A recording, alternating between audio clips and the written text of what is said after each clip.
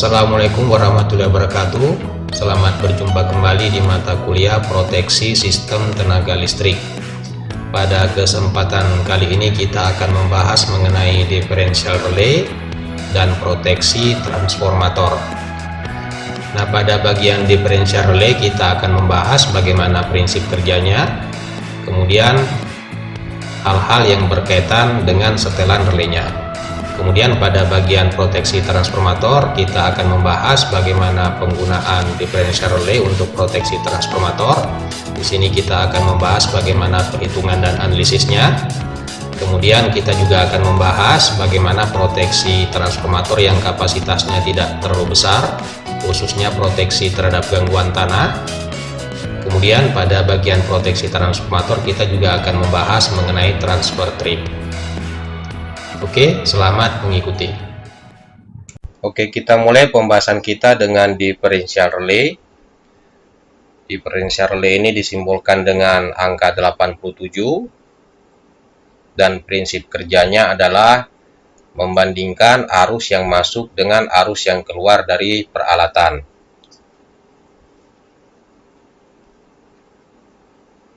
Nah, karena di sini relaynya harus membandingkan arus yang masuk dengan arus yang keluar, tentunya di bagian arus masuk maupun arus yang keluar itu harus ada CT, dan pemasangan polaritas CT-nya di sini harus betul-betul kita perhatikan.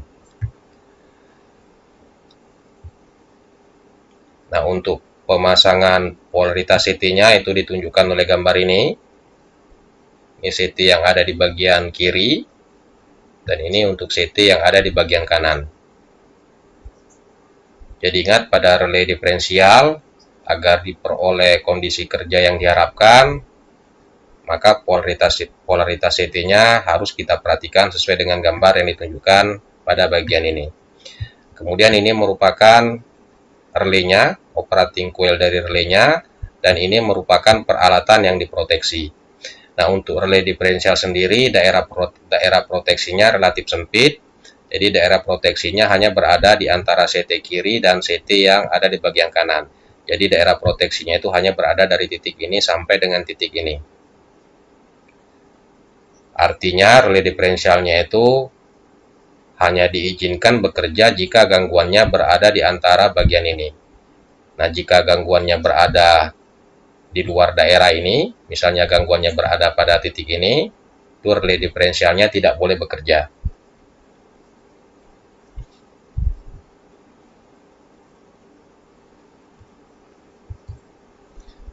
Oke, kita perhatikan dulu untuk kondisi di mana tidak ada gangguan, seperti yang ditunjukkan pada gambar kedua ini. Tentunya di sini arus yang mengalir hanya berkaitan dengan arus-arus beban. Nah, jika kita asumsikan bebannya ada di bagian kanan, maka arus mengalir dari kiri ke kanan. Kemudian untuk arus yang keluar dari CT yang ada di kiri, kalau kita perhatikan, ini polaritasnya, arus masuk, maka arus yang keluar dari CT bagian kiri ini ditunjukkan pada gambar ini, dan ini akan menuju ke relay diferensialnya.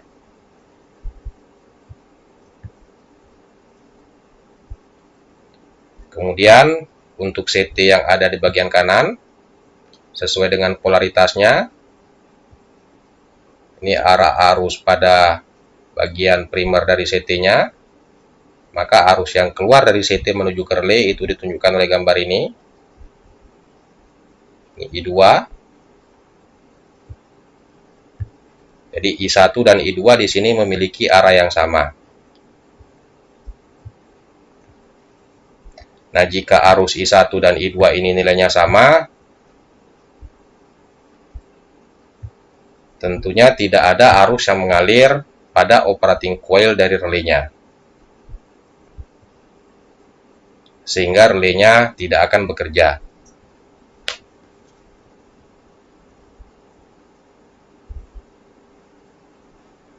Ya, tentunya untuk kasus ini karena arus yang mengalir hanya berkaitan dengan arus beban, tentunya dikehendaki relaynya tidak bekerja. Kemudian bagaimana jika ada gangguan pada titik ini? Nah, karena gangguannya ini berada di antara CT kiri dan CT kanan atau di bagian internal, tentunya diharapkan relay diferensialnya ini dapat bekerja untuk memutuskan gangguan. Nah, jika gangguannya berada pada titik ini, tentunya arus baik dari kiri maupun dari kanan ini akan mengalir menuju ke titik gangguan. Jadi kalau kita perhatikan untuk bagian kiri, arus gangguannya akan mengalir menuju titik gangguan. Nah, berdasarkan polaritas CT dan arah arus gangguannya, maka arus yang mengalir ke relay yang berasal dari CT bagian kiri itu ditunjukkan oleh bagian ini, EF1. Kemudian arus dari CT bagian kanan yang menuju relay, kalau kita perhatikan nih arah arus gangguannya pada bagian kanan ini menuju ke lokasi gangguan sesuai dengan polaritasnya, maka arus di F2 atau arus dari CT yang kedua yang mengalir ke relay itu ditunjukkan oleh bagian ini. Nah, dari kedua arah arus ini terlihat bahwa nilai arus yang mengalir pada operating coil-nya ini tentunya lebih besar dari 0, sehingga relaynya diharapkan bekerja.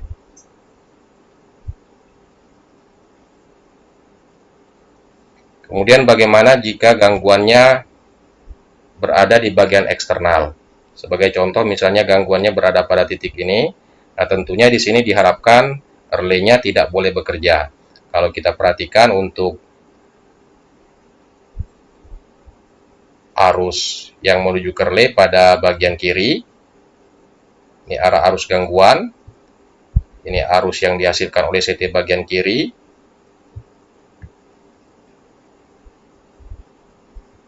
Kemudian untuk bagian kanan, ini arah arus gangguannya, ini arus yang dihasilkan oleh CT bagian kanan, F2, yang menuju ke relaynya. Kalau kita perhatikan, arah arusnya di sini sama. Nah, tentunya kita harapkan tidak ada arus yang mengalir pada operating coil-nya sehingga relaynya tidak akan bekerja. Oke, jadi dari beberapa contoh kasus ini terlihat bahwa prinsip kerja diferential relay itu dengan membandingkan arus yang masuk dengan arus yang keluar dari peralatan. Ketika arus yang masuk ini sama dengan arus keluar, itu merupakan indikasi bahwa di dalam peralatannya ini atau di antara CT-CT-nya ini tidak ada gangguan. Tetapi ketika arus yang masuk ke peralatan tidak sama dengan arus keluar, itu indikasi bahwa di dalam peralatan ini atau di antara CT-nya ini itu terdapat gangguan. Dalam hal ini gangguan internal.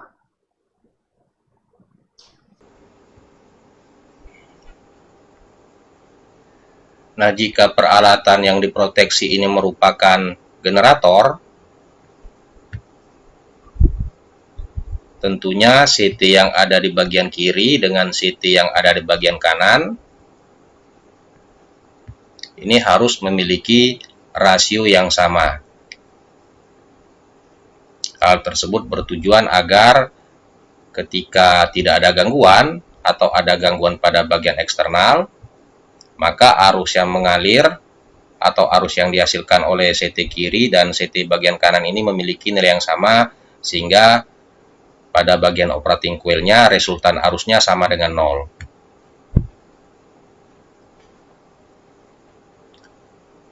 Tetapi jika yang diproteksi ini merupakan transformator, ingat pada transformator arus pada sisi tegangan rendah dan pada sisi tegangan tingginya itu memiliki nilai yang berbeda, sehingga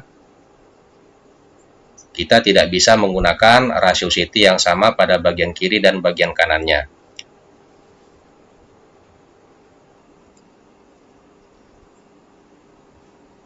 Kemudian jika kita ingat kembali pembahasan kita mengenai transducer, khususnya mengenai CT, pada CT itu ada tingkat ketelitian tertentu. Jadi misalnya jika yang diproteksi ini adalah generator, seperti yang kita singgung tadi, maka kita harus menggunakan rasio CT yang sama. Nah, tetapi walaupun kita sudah menggunakan rasio CT yang sama, tetap ada kemungkinan IF1 maupun IF2 akibat gangguan eksternal ini tetap ada kemungkinan nilainya tidak sama akibat ketelitian dari CT-nya. Oke, dengan kata lain, jika kita hanya mengandalkan bagian operating coil-nya untuk kerja relay-nya, bisa jadi ada kesalahan kerja dari relay. Nah, untuk mengantisipasi hal tersebut, relay diferensial itu juga dilengkapi dengan restraint coil. Jadi ini merupakan kumparan penahan.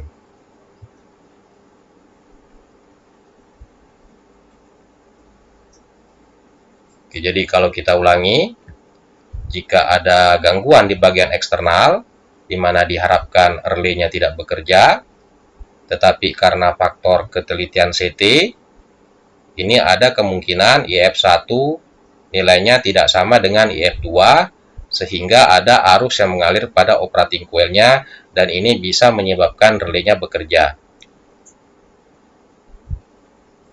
Nah, untuk mengantisipasi hal tersebut, relay diferensial juga dilengkapi dengan kumparan penahan atau restraint coil.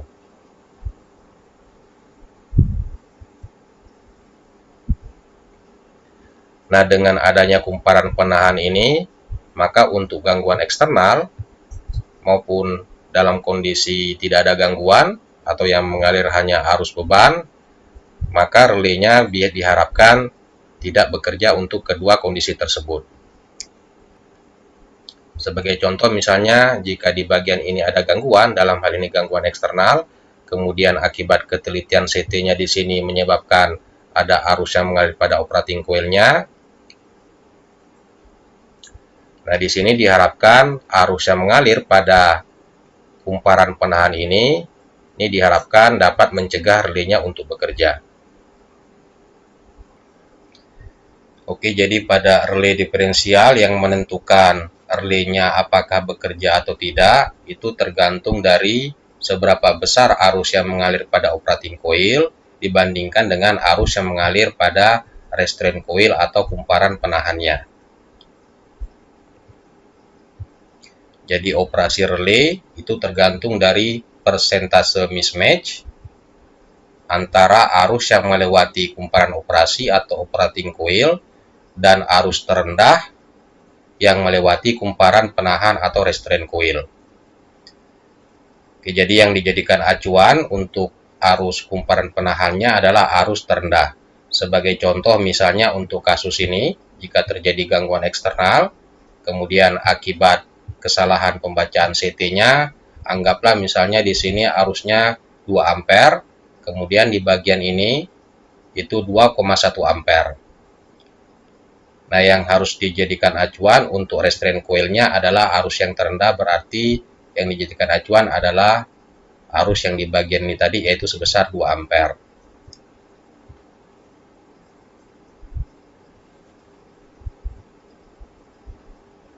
Nah, kalau kita tuliskan dalam bentuk persamaan, itu persentase mismatch-nya itu adalah arus yang mengalir pada operating coil dibandingkan dengan arus yang mengalir pada kumparan penahannya. Ingat, ini tadi yang digunakan adalah arus terendahnya. Nah, berdasarkan mismatch yang terjadi, ini kemudian dibandingkan dengan setelan relay-nya. Jadi pada relay diferensial ini yang disetel adalah persentase mismatch-nya. Jika ternyata persentase yang terjadi ini lebih besar daripada settingannya, maka relay-nya akan memberikan perintah trip.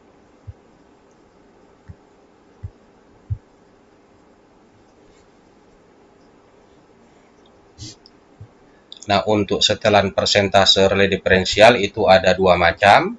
Ada yang bisa disetel dengan nilai bertingkat seperti yang ditunjukkan pada bagian ini. Jadi setelannya bisa 10%, bisa 25%, 40% atau 50%. Ada juga relay diferensial di mana setelan persentasenya itu berdasarkan nilai variabel.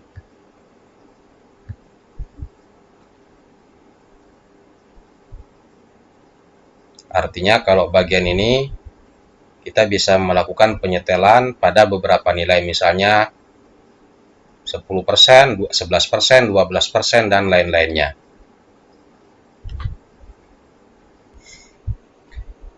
Oke, supaya lebih jelas, di sini kita perlihatkan dua contoh kasus. Kasus yang pertama di sini terjadi gangguan internal, kemudian kasus yang kedua di sini merupakan gangguan eksternal. Nah, untuk gangguan internal, arus gangguan pada saluran baik bagian kiri maupun bagian kanan di sini menyebabkan arus yang mengalir pada bagian CT di bagian kiri itu sebesar 90 ampere. Kemudian arus yang mengalir dari CT bagian kanan itu sebesar 80 ampere. Nah, berdasarkan magnitud arus dan arah arusnya di sini, berarti arus yang mengalir pada bagian operating coil-nya ini sebesar 170 ampere. Oke, kemudian untuk gangguan eksternal,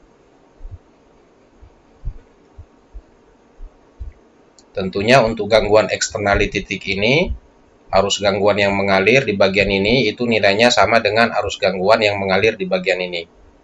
Tetapi karena faktor kesalahan atau ketelitian CT-nya, anggaplah arus yang mengalir dari CT bagian kiri ini sebesar 90 ampere, sedangkan arus yang mengalir dari CT bagian kanan ini sebesar 80 ampere.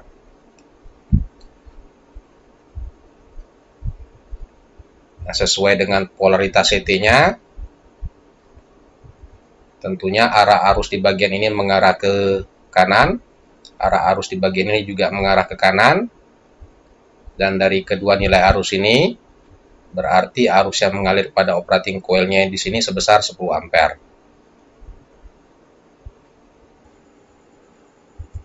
Kemudian jika kita hitung nilai mismatch-nya untuk gangguan internal, berdasarkan persamaan ini, arus pada operating coil-nya sebesar 170 ampere, kemudian arus terendah pada restraint coil-nya ini adalah 80 ampere, berarti untuk gangguan internal nilai mismatch-nya adalah 170 per 80, dan itu nilainya lebih dari 200%. Sedangkan untuk gangguan internal, arus yang mengalir pada operating coil-nya di sini 10 ampere, dan arus terendah pada kumparan restraint-nya adalah 80 ampere, berarti mismatch-nya adalah 10 per 80. Itu nilainya adalah 12,5%.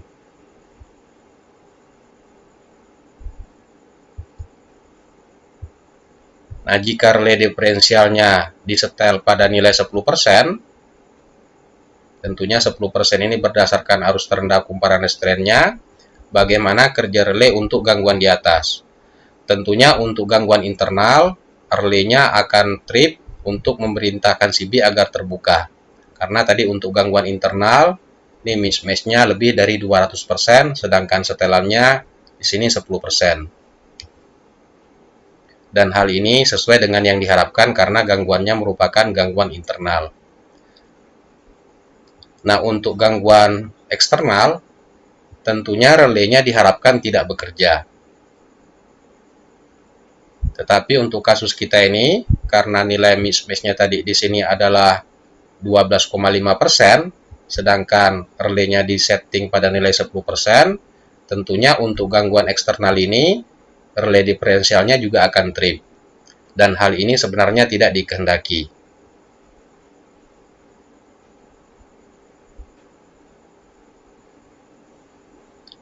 Artinya setelan relay sebesar 10% ini sebenarnya tidak memenuhi syarat agar relaynya bekerja sesuai dengan yang diharapkan. Jadi setelan relay diferensialnya ini harus lebih besar dari 12,5%.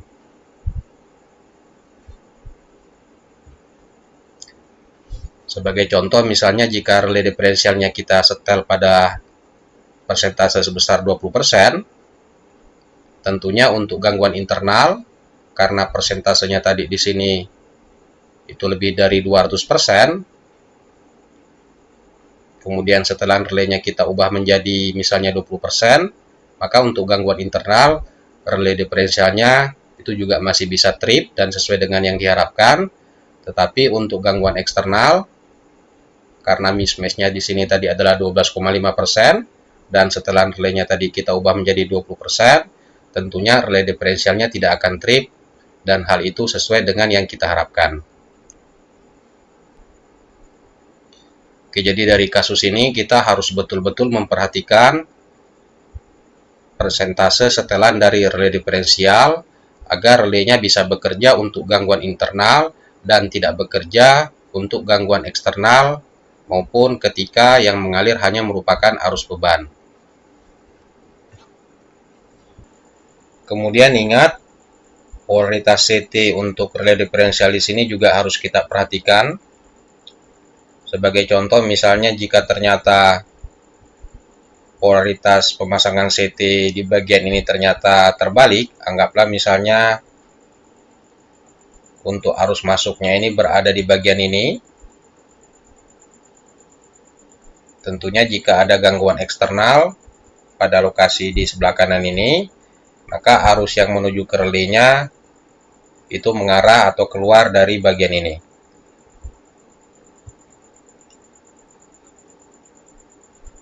Artinya nilai arus 80 ampere sekarang ini akan mengarah ke arah kiri, dan ini akan menyebabkan arus pada operating coil-nya di sini itu nilainya 170 ampere, dan hal ini bisa menyebabkan relay diferensialnya akan trip.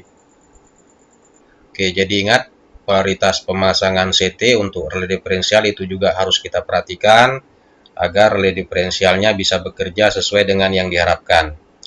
Kemudian jumlah CT yang harus digunakan, karena di sini kita berkaitan dengan sistem 3 fasa, tentunya di bagian kiri maupun di bagian kanan sekurang-kurangnya kita harus menggunakan 3 buah current transformer. Oke, kita lanjutkan pembahasan kita mengenai proteksi transformator. Tetapi sebelumnya di sini kita akan membahas secara sekilas terlebih dahulu mengenai koneksi trafo pada sistem tenaga. Nah, di sini diperlihatkan 6 macam koneksi transformator terhadap sistem. Gambar yang pertama atau gambar A, ini umumnya digunakan untuk tegangan tinggi sampai dengan tegangan ekstra tinggi. Kalau kita perhatikan, baik di sisi tegangan tinggi maupun tegangan rendahnya di sini sama-sama diproteksi dengan circuit breaker. Kemudian ini merupakan CT untuk proteksi relay diferensialnya. Jadi jika terjadi gangguan di antara kedua CT ini, maka relay diferensial akan trip untuk memerintahkan kedua CB ini agar terbuka. Kemudian koneksi pada gambar B sampai dengan gambar D, ini umumnya digunakan pada gardu-gardu yang berhubungan dengan saluran distribusi. Kemudian untuk gambar E, ini berkaitan dengan transformator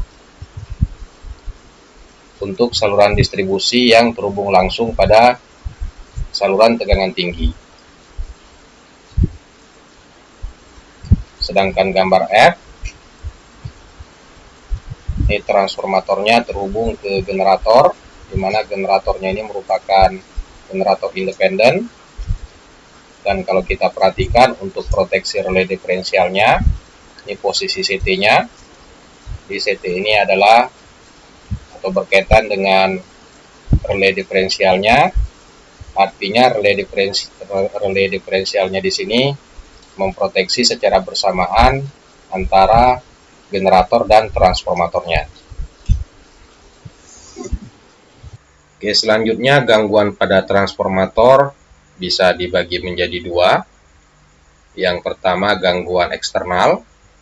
Gangguan eksternal ini maksudnya gangguan yang terjadi di luar transformator tetapi berakibat langsung terhadap transformatornya.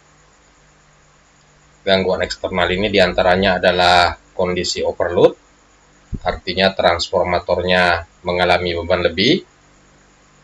Sebagai contoh misalnya pada gambar ini merupakan sisi sumber.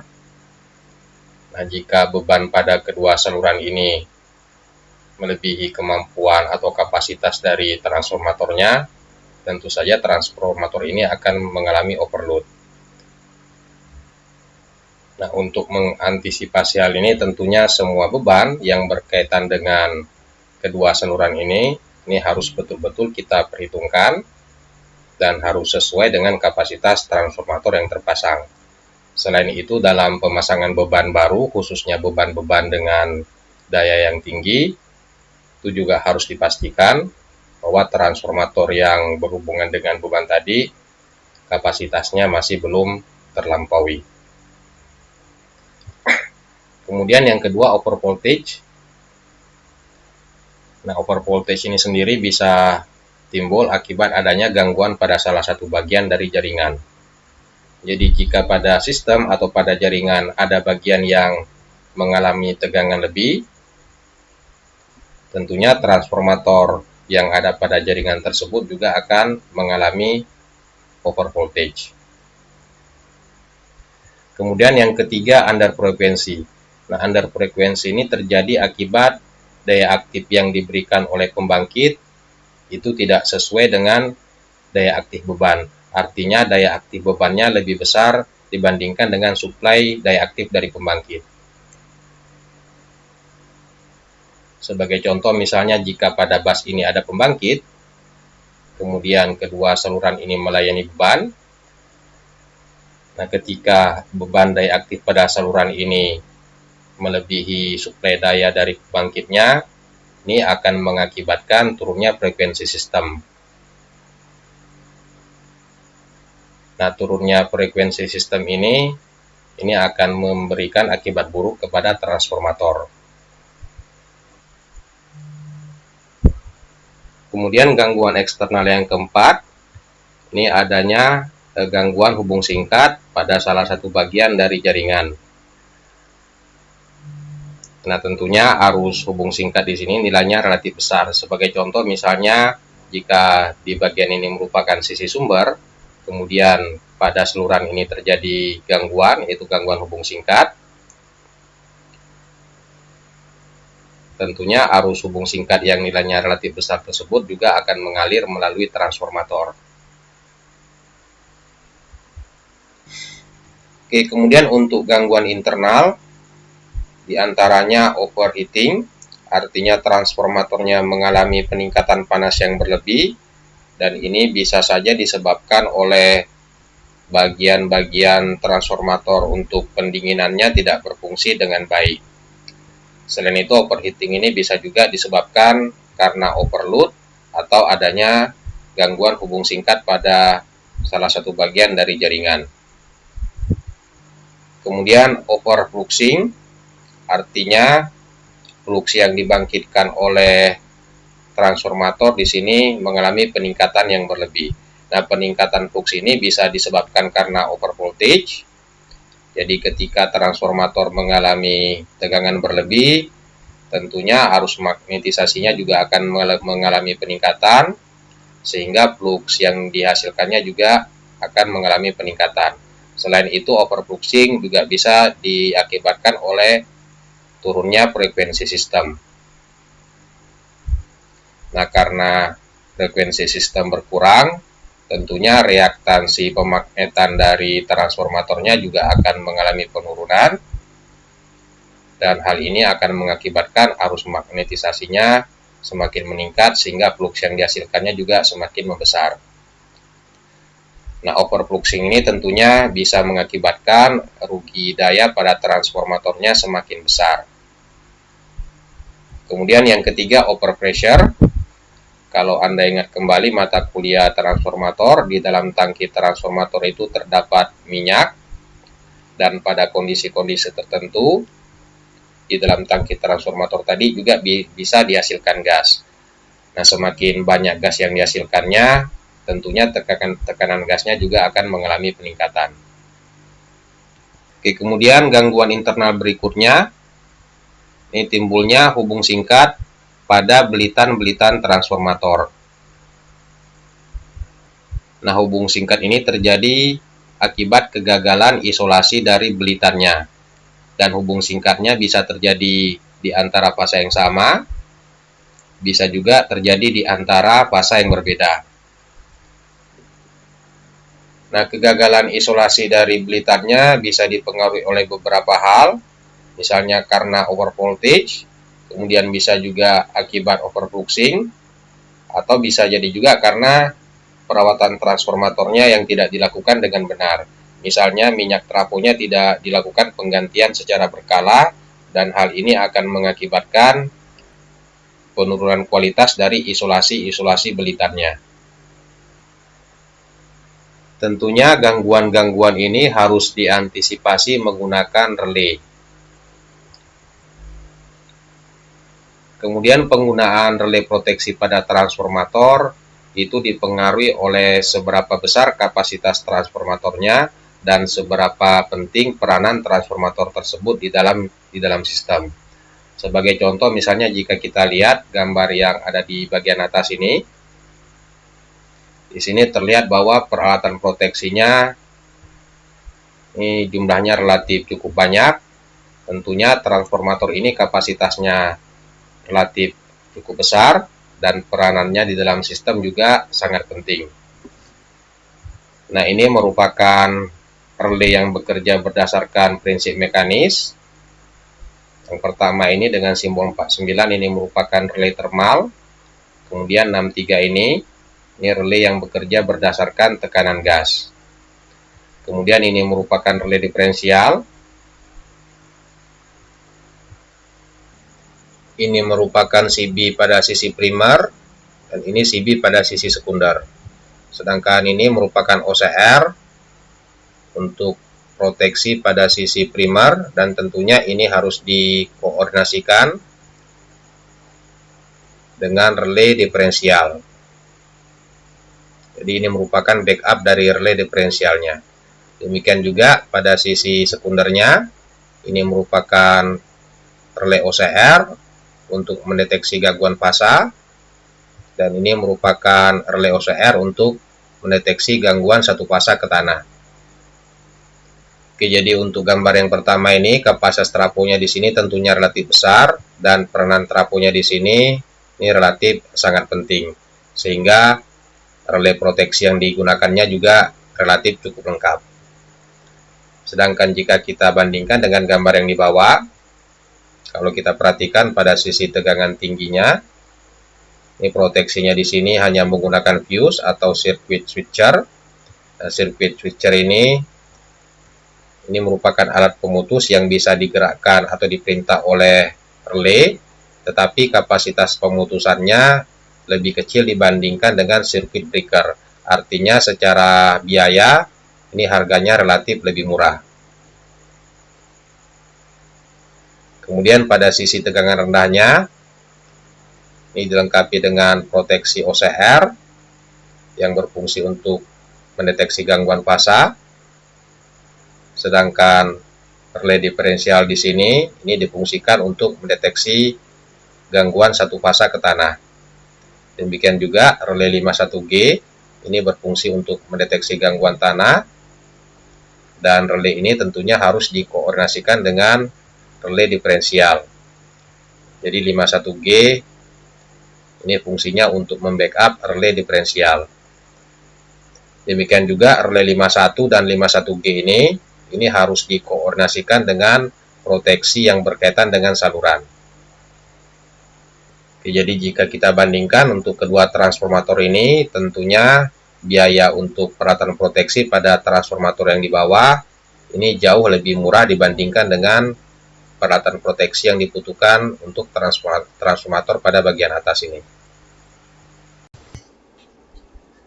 Kemudian hal penting yang harus kita perhatikan dalam proteksi transformator, kita harus betul-betul memastikan bahwa semua peralatan proteksi yang berkaitan dengan transformator tadi itu harus bekerja terlebih dahulu sebelum transformatornya mengalami kerusakan.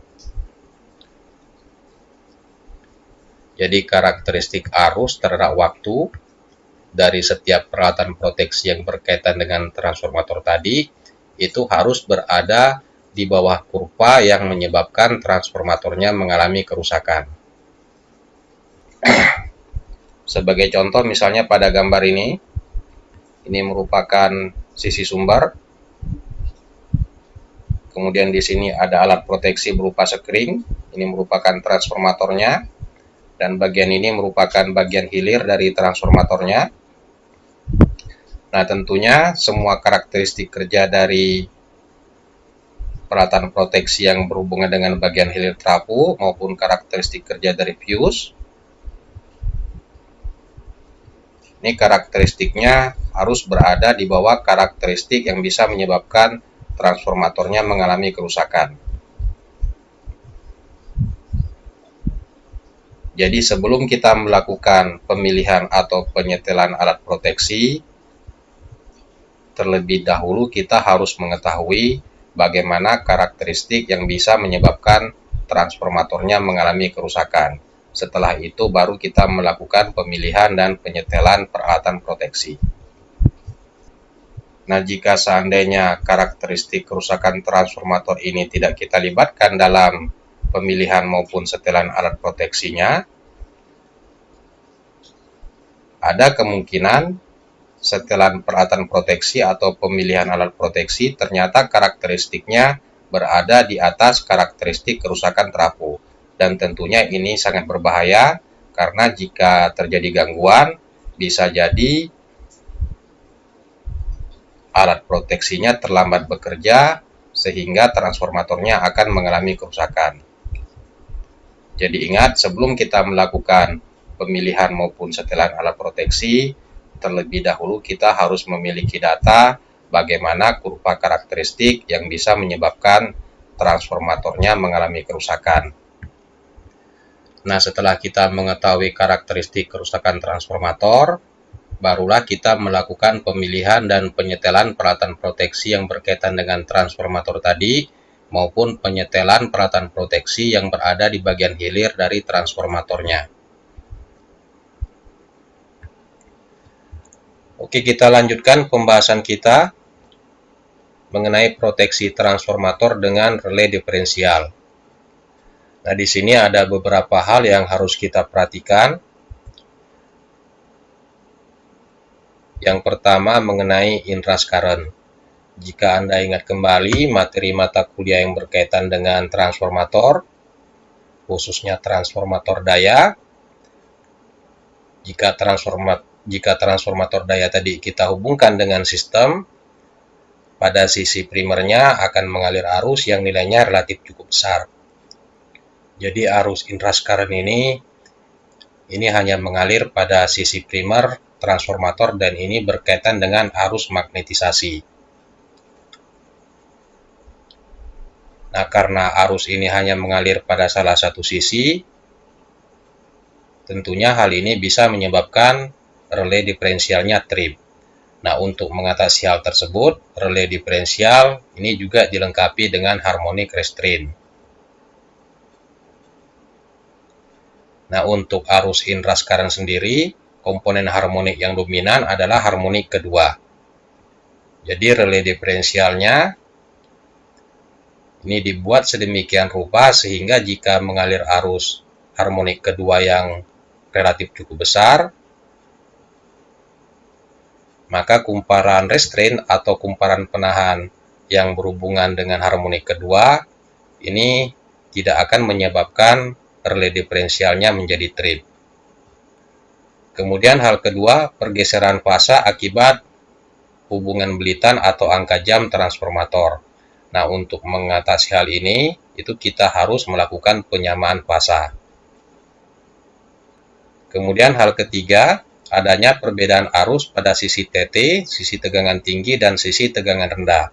Selain itu, pada transformator, pada waktu-waktu tertentu atau kondisi beban tertentu, itu harus dilakukan pengaturan tapping. Hal ini untuk menjaga tegangan pada sistem. Nah, adanya perbedaan arus pada sisi tegangan tinggi dan tegangan rendah, maupun akibat pengaturan tapping trafo, itu harus kita perhatikan dalam pemilihan CT-nya maupun setelan dari relay diferensialnya. Nah, untuk pemilihan rasio CT, baik pada sisi tegangan tinggi maupun sisi tegangan rendah, ini harus kita pilih berdasarkan arus beban maksimumnya. Oke, kemudian bagaimana hubungan belitan transformator dan koneksi CT pada sisi tegangan tinggi dan sisi tegangan rendahnya. Yang pertama, jika transformatornya dihubungkan secara delta-delta,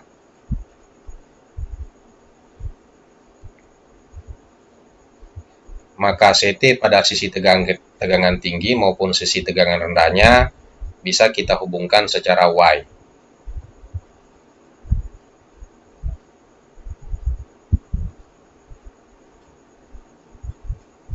Nah, koneksinya terhadap relay diferensial itu diperlihatkan pada bagian ini. Jadi ini merupakan bagian diferensial untuk fasa A, ini untuk fasa B, dan bagian ini untuk fasa C-nya. Tentunya jika ada salah satu di antara ketiga bagian ini memberikan nilai mismatch yang lebih besar dari setelan relaynya, maka relaynya akan bekerja. Dan hal tersebut merupakan indikasi bahwa di antara CT di bagian kiri atau sisi tegangan tinggi dan CT yang berada pada sisi tegangan rendah ini, di bagian ini terjadi gangguan.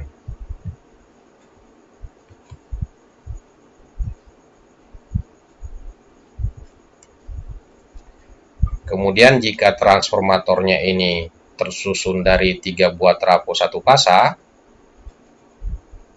dan dihubungkan secara YY,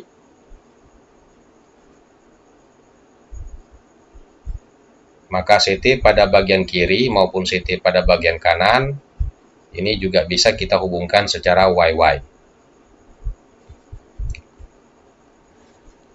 Nah, jika transformatornya ini merupakan satu unit trafo 3 fasa, kemudian dihubung secara YY, dan CT yang ada pada bagian kiri atau sisi TT-nya ini kita hubungkan secara Y, demikian juga pada sisi TR-nya kita hubungkan secara Y. Nah, hal ini bisa menyebabkan relay diferensialnya akan bekerja jika terjadi gangguan tanah atau gangguan satu fasa ke tanah pada bagian eksternal. Dan tentunya hal ini tidak dikehendaki.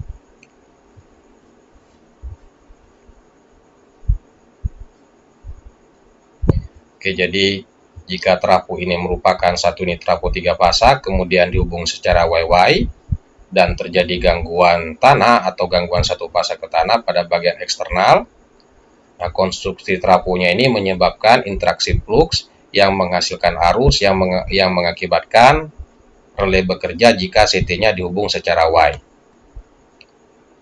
Nah, untuk mengatasi hal ini, maka CT-nya ini harus dikoneksikan secara delta. Oke, selanjutnya bagaimana jika hubungan belitan transformatornya tidak sama? Sebagai contoh, misalnya jika hubungan belitan transformatornya adalah delta Y, kemudian angka jamnya adalah angka jam 1, artinya sisi Y-nya tertinggal 30 derajat terhadap sisi delta. Jadi arus pada sisi Y ini tertinggal 30 derajat dari sisi delta. Nah, tentunya kita harus mengusahakan agar hubungan atau koneksi CT yang kita gunakan di sini itu harus kita usahakan agar arus yang menuju ke relaynya ini memiliki sudut fasa yang sama. Nah, dengan menyamakan sudut fasa arus yang menuju ke relay, tentunya ketika tidak ada gangguan atau ketika gangguan yang merupakan gangguan eksternal, maka diharapkan arus yang mengalir pada operating coil-nya ini nilainya sama dengan 0 atau nilainya sekecil mungkin. Kemudian jika ada gangguan internal, tentunya diharapkan arus pada operating coil-nya ini nilainya relatif sangat besar.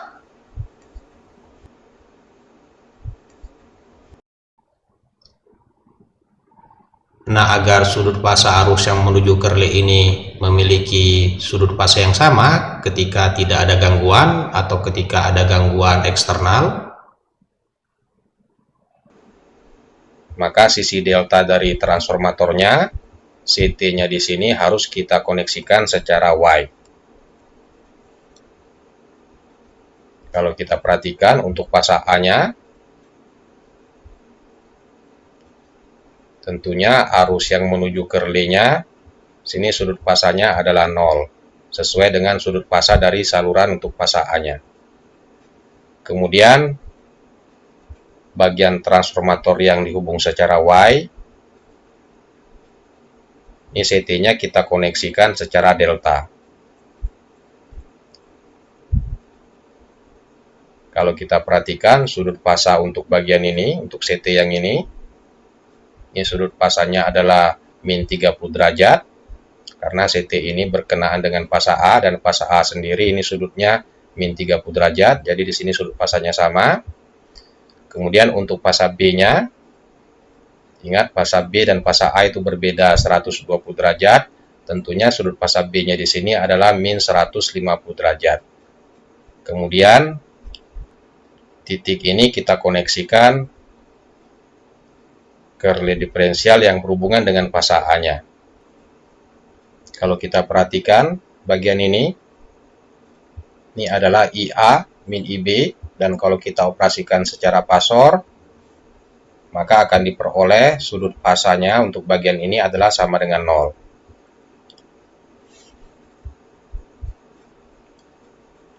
Dengan demikian sudut pasa dari sisi tegangan tinggi dan dari sisi tegangan rendah ini memiliki sudut pasa yang sama. Oke, jadi jika transformator yang kita proteksi angka jamnya tidak sama dengan 0, maka kita harus memperhatikan bagaimana koneksi CT pada sisi tegangan tinggi maupun sisi tegangan rendahnya, agar sudut pasa arus yang menuju ke relay itu memiliki nilai yang sama. Kemudian ingat, angka jam transformator sendiri ada beberapa jenis angka jam, misalnya ada angka jam 11, ada angka jam 1, dan angka jam lainnya. Demikian juga untuk koneksi Y, untuk kasus kita ini, netral dari CT-nya yang kita ambil adalah bagian ini. Bisa saja netral CT-nya yang kita ambil adalah bagian ini. Demikian juga untuk koneksi delta dari CT. Ini ada beberapa kemungkinan. Untuk kasus kita ini, hubungan deltanya kalau kita perhatikan, terminal CT ini kita hubungkan dengan terminal CT yang ini. Bisa jadi kemungkinan lain, misalnya terminal CT ini kita hubungkan dengan terminal CT pada bagian ini.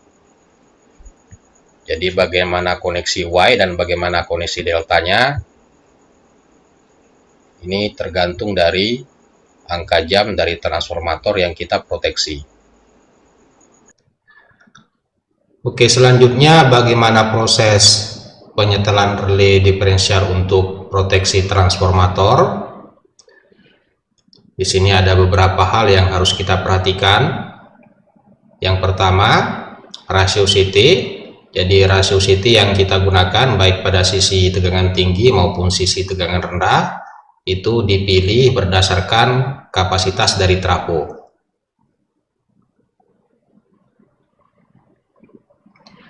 Kemudian relay diferensial ini dilengkapi dengan tapping untuk menyesuaikan arus CT yang mengalir ke operating coil dan restraint coilnya. Jadi karena di sini arus pada sisi tegangan tinggi maupun tegangan rendahnya tidak sama, maka relay diferensial untuk proteksi transformator ini dilengkapi dengan tapping. Oke, jadi kalau misalnya bagian ini merupakan arus dari sisi tegangan tinggi, kemudian di sini dari sisi tegangan rendahnya, maka arus yang melewati restraint coilnya ini bisa kita atur dengan memilih tapping pada sisi tegangan tingginya dan tapping pada sisi tegangan rendahnya.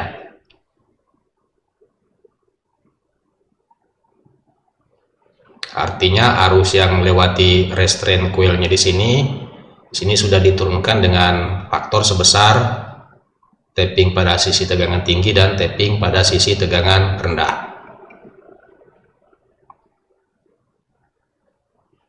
Oke, jadi TH ini tap sisi tegangan tinggi, TL ini tapping pada sisi tegangan rendah. Di gambar ini diperlihatkan contoh untuk pemilihan tappingnya. Jadi ada yang 2,9, 3,2, 3,5 dan seterusnya.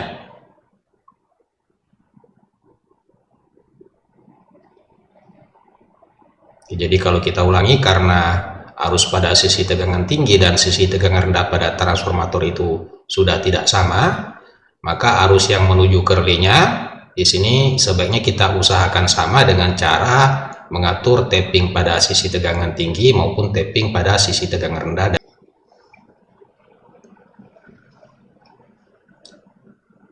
Nah, prinsip pemilihan tapping sisi tegangan tinggi maupun tapping sisi tegangan rendah itu dipilih agar nilai mismatch seperti persamaan yang sudah kita bahas pada slide sebelumnya tadi itu nilainya sekecil mungkin. Nah, kalau kita tulis ulang persamaan untuk mismatchnya berdasarkan pengaturan tappingnya ini, maka diperoleh persamaan ini.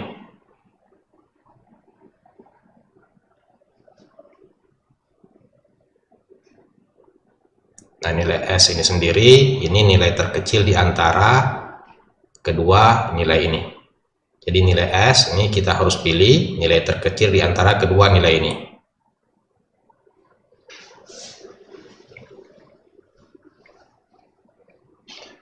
Nah, tentunya relenya itu harus disetel berdasarkan nilai mismatch yang kita peroleh dari persamaan ini.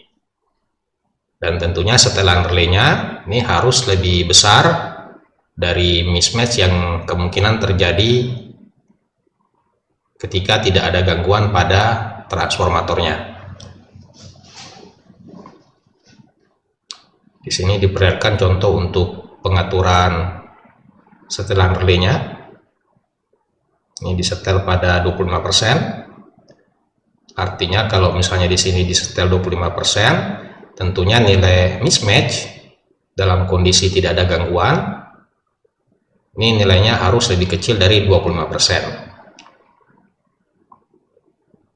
Nah, jika ternyata nilai mismatchnya misalnya di sini ketika tidak ada gangguan atau ketika beban penuh anggaplah misalnya 7%, tentunya relay diferensialnya bisa kita setel pada nilai 15%. Nah, semakin kecil setelan relay diferensialnya itu kondisinya semakin baik karena relay diferensialnya akan semakin sensitif.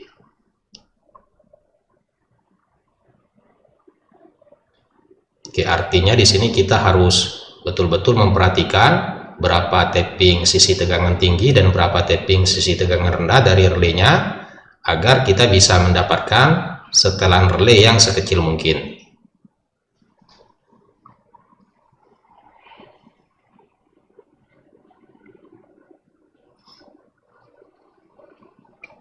Oke, jadi kalau kita ulangi, yang pertama ratio CT baik sisi tegangan tinggi dan sisi tegangan rendahnya ini kita tetapkan berdasarkan kapasitas trafo. Nah, dari hasil ini tentunya kita bisa menentukan berapa arus pada sisi tegangan tinggi dan sisi tegangan rendah yang menuju ke relay. Kemudian tapping dari relay diferensialnya di sini kita sesuaikan agar arus yang mengalir pada bagian ini dan bagian ini itu nilainya relatif hampir sama. Nah, jika nilainya ini relatif sama, tentu nilai mismatch-nya ketika tidak ada gangguan, dalam hal ini pada kondisi beban penuh, itu nilainya juga nilainya relatif kecil, sehingga setelan relay diferensialnya bisa kita pilih dengan nilai yang juga nilainya relatif kecil. Ingat tadi semakin kecil setelan relaynya, itu kondisinya semakin baik karena relaynya semakin sensitif. Oke, untuk lebih jelasnya di sini kita akan membahas sebuah contoh kasus. Jadi trafo yang akan diproteksi dengan relay diferensial ini memiliki perbandingan tegangan 138 kP per 69 kP. Kemudian kapasitas trafornya 50 MVA dan sisi tegangan tingginya dihubung delta, sedangkan sisi tegangan rendahnya dihubung secara Y.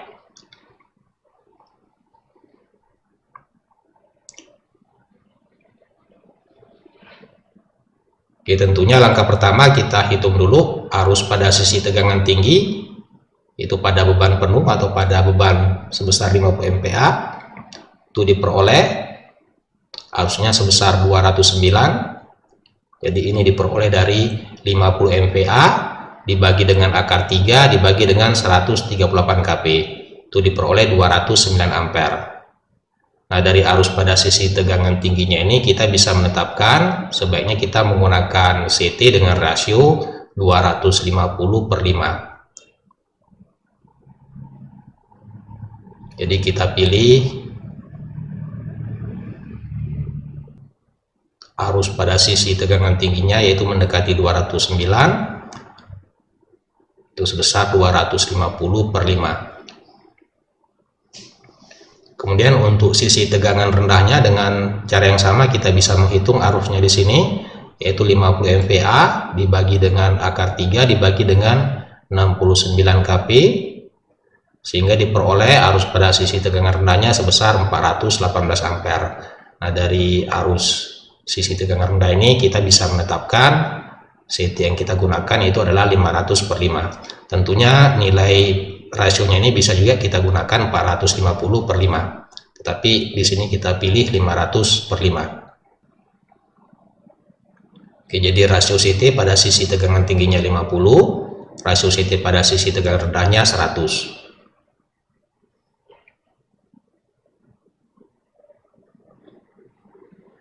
Nah, setelah mendapatkan rasio CT-nya, kita tetapkan dulu koneksi untuk CT pada sisi tegangan tingginya.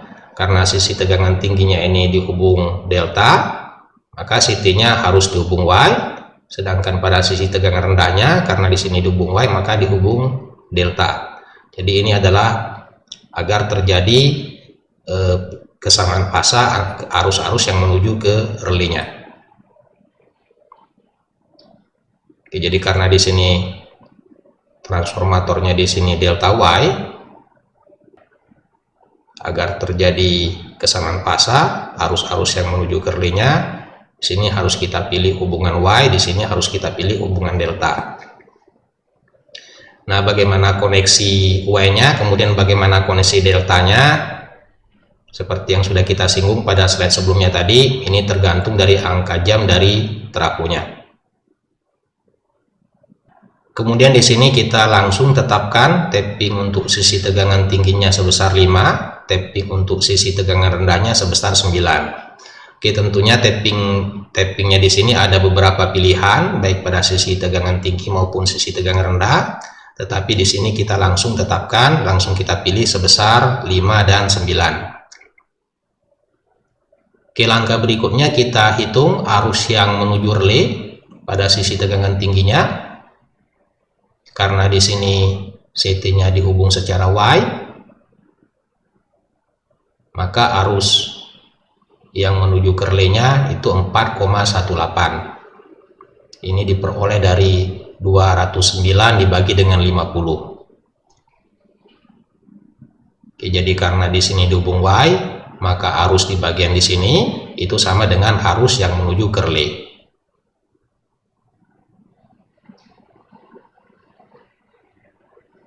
Kemudian untuk bagian CT yang dikoneksikan secara delta, karena di sini arusnya 418, maka arus di bagian ini itu 418 dibagi dengan 100, itu diperoleh 4,18 ampere. Dan karena CT-nya di sini dihubung secara delta, maka arus yang mengarah ke relenya itu adalah 4,18 dikali dengan akar 3, diperoleh hasil 7,25. Jadi 7,25 ini diperoleh dari 4,18 dikali dengan akar 3. Jadi kali akar 3 karena di sini CT-nya dikoneksikan secara delta. Kalau kita perhatikan lagi gambar sebelumnya tadi, untuk CT yang dikoneksi secara delta, maka arus di bagian ini adalah akar 3 dari arus di bagian ini. Sedangkan untuk CT yang dikoneksikan secara Y, arus di bagian ini sama dengan arus yang menuju ke relenya. Oke, jadi pada kondisi beban penuh, arus yang berasal dari sisi tegangan tinggi menuju ke relenya 4,18, sedangkan pada sisi tegangan rendahnya sebesar 7,25 ampere. Kemudian karena di sini tappingnya kita tetapkan sebesar 5 untuk sisi tegangan tingginya dan tegangan rendahnya sebesar 9, maka dari pemilihan tapping ini dan arus yang mengalir ini kita bisa menentukan nilai mismatch-nya. Kita hitung dulu IH per TH-nya. IH per TH berarti 4,18 dibagi dengan 5, 0,836. Kemudian IL per TL, IL dibagi dengan TL, 7,25 dibagi 9 diperosi 0,8056. Nah, karena ini arusnya sudah sepasah, tentunya kita bisa menghitung arus pada operating coilnya. Tinggal kita kurangkan 0,836 dikurangi dengan 0,8056 diperoleh hasil 0,0304. Jadi bagian ini atau bagian ini adalah 0,0304. Kemudian kita pilih nilai S yang terendah di antara dua nilai ini. Yang terendah tentunya 0,8056. Kita bagi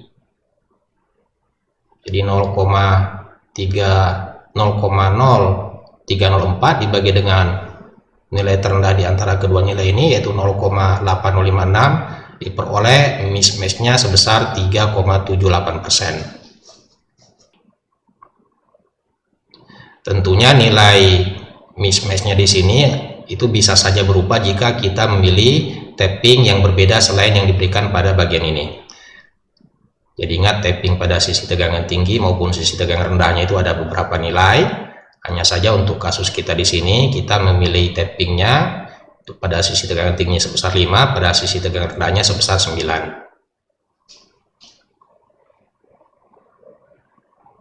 Nah, seandainya ada pilihan lain, tentunya kita harus menghitung berapa nilai TH dan TL yang sebaiknya kita pilih agar nilai mismatch-nya di sini sekecil mungkin.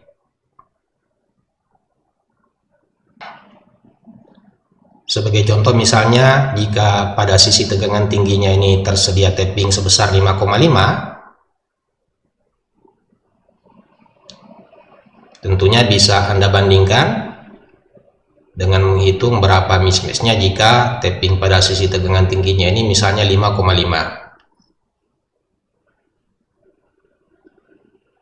Untuk tapping sebesar 5 di sini diperoleh mismatch-nya 3,78. Nah, untuk tapping sisi tegangan tinggi sebesar 5,5 dan tegangan rendahnya sebesar 9, ini silakan Anda hitung berapa nilai mismatch yang diberikan. Tentunya yang terbaik, tapping yang terbaik adalah tapping di mana memberikan nilai mismatch yang paling kecil.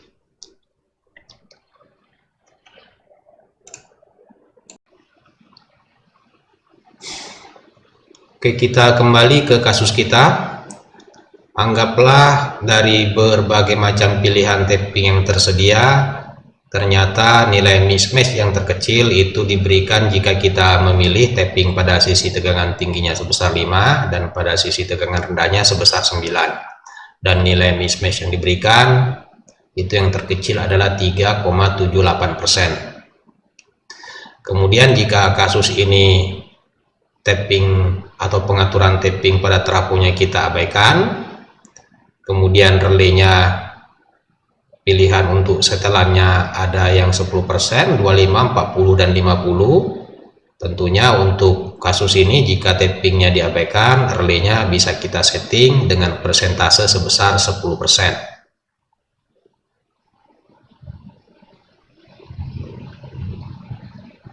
Kemudian bagaimana jika ternyata trafo ini juga dilakukan pengaturan tapping? Misalnya tapping yang diatur yaitu pada sisi tegangan rendahnya bisa dinaikkan 10%, bisa diturunkan 10%. Tentunya kita harus melihat bagaimana mismatch yang terjadi untuk tapping sebesar plus 10% dan min 10%. Oke, kita lihat dulu nilai mismatch yang terjadi jika sisi tegangan rendahnya, ini tegangannya diturunkan sebesar 10%.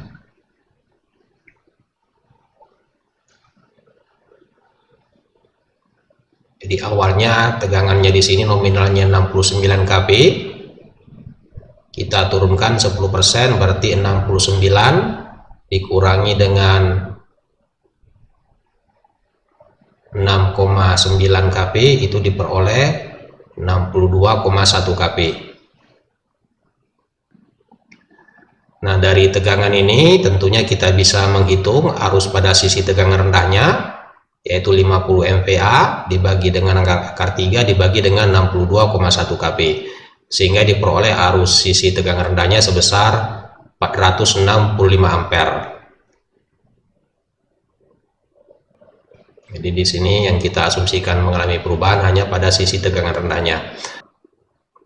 Oh ya, karena di sini tadi rasio CT-nya 100, berarti arus sekunder CT-nya itu adalah 465 dibagi dengan 100 diperoleh 4,65. Kemudian karena CT-nya dikoneksikan secara delta, maka yang menuju ke relay adalah 4,65 dikali akar 3 itu 8,05.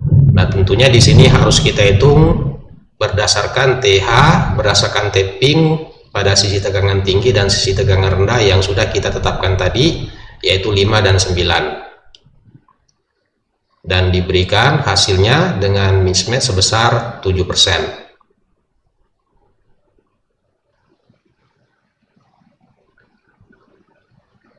Kemudian bagaimana jika sisi tegangan rendahnya, ini tegangannya dinaikkan menjadi 10%-nya atau sebesar 10%-nya.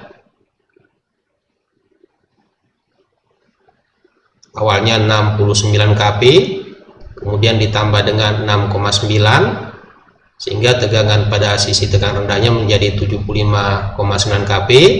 Nah, dengan cara yang sama, kita hitung terlebih dahulu arus sisi tegangan rendahnya, peroleh 380. Kemudian berdasarkan rasio CT, kita hitung arus sekunder CT-nya 3,8, kemudian kita hitung arus yang menuju ke relay-nya. Kemudian berdasarkan tapping yang kita tetapkan tadi, kita hitung mismatch-nya. Ternyata di sini mismatch-nya sebesar 14,4%.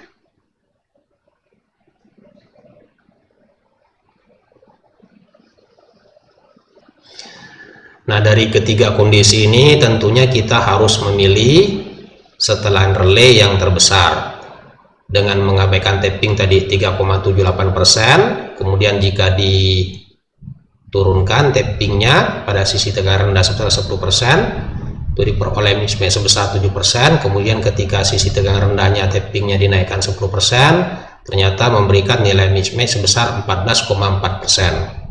Jadi setelan relaynya, karena di sini yang tersedia adalah 10, 25, 40, dan 50, tentunya untuk kasus kita ini sebaiknya relaynya kita setting dengan persentase sebesar 25%.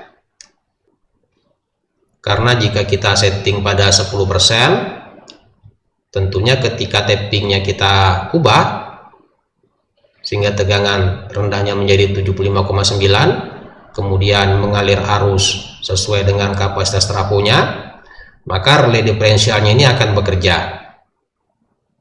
Karena di sini mismatch-nya 14,4%. Jadi kalau kita setel di 10%, relaynya akan bekerja, dan tentunya hal ini tidak dikehendaki karena yang mengalir hanya merupakan arus beban. Kemudian jika kita setting di 40%, tentunya ini kurang baik karena ini akan mengurangi sensitivitas dari relay diferensialnya. Dan tentunya pada setelan 25% ini, walaupun di operating coilnya ini ada arus mengalir sebesar 0,836 dikurangi dengan 0,731, nah arus yang mengalir di operating coilnya ini tidak akan menyebabkan relaynya bekerja, karena arusnya di sini ini belum melewati 25% dari arus restraint coilnya. Tentunya ketika terjadi gangguan internal, misalnya ada gangguan di antara CT ini, maka arus pada operating coil-nya ini akan jauh lebih besar dibandingkan dengan arus pada restraint coil-nya. Artinya mismatch-nya akan jauh lebih besar dari 25%, sehingga relay diferensialnya akan trip untuk memerintahkan kedua CB ini terbuka.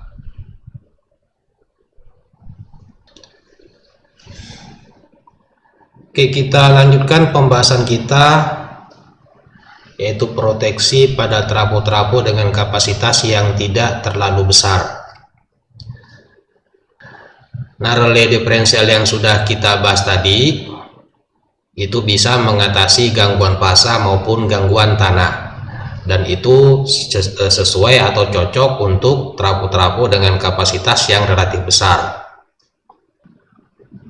Misalnya yang diberikan pada gambar A. Jadi kalau trafo yang diproteksi ini kapasitasnya cukup besar atau relatif besar, kemudian peranan trafo ini juga relatif cukup penting atau sangat penting, maka pada sisi tegangan tinggi maupun pada sisi tegangan rendahnya, di sini kita bisa tempatkan circuit breaker. Kemudian ini merupakan CT untuk relay diferensialnya, dan sesuai dengan yang kita singgung tadi, ini proteksi diferensialnya ini bisa untuk gangguan fasa maupun gangguan satu fasa ke tanah. Tetapi untuk trafo-trafo yang kapasitasnya tidak terlalu besar, sebagai contoh misalnya yang diperlihatkan pada gambar B, ini merupakan sisi tegangan rendah dari transformatornya. Tentunya ini berkaitan dengan beban, kemudian ini berkaitan dengan sisi tegangan tingginya.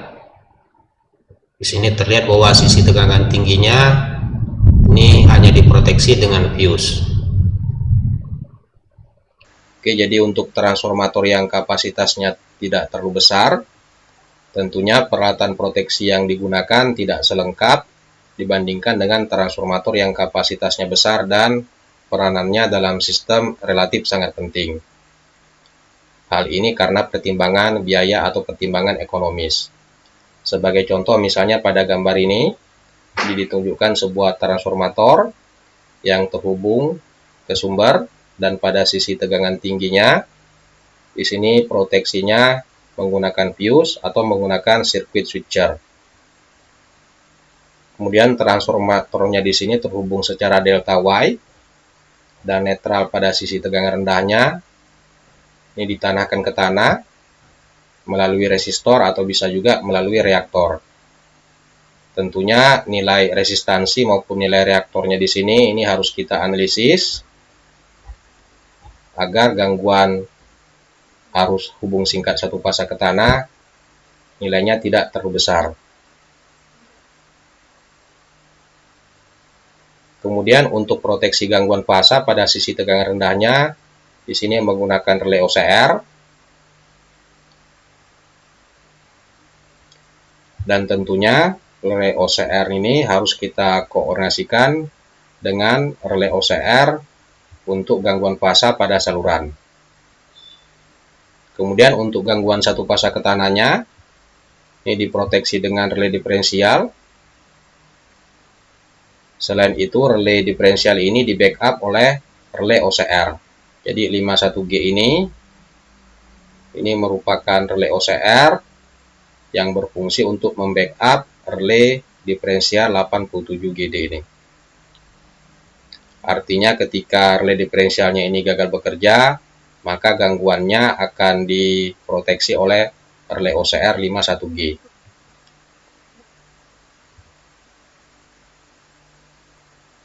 Kemudian ingat, seperti yang sudah kita bahas pada slide-slide sebelumnya tadi, semua karakteristik peralatan proteksi yang berhubungan dengan transformator ini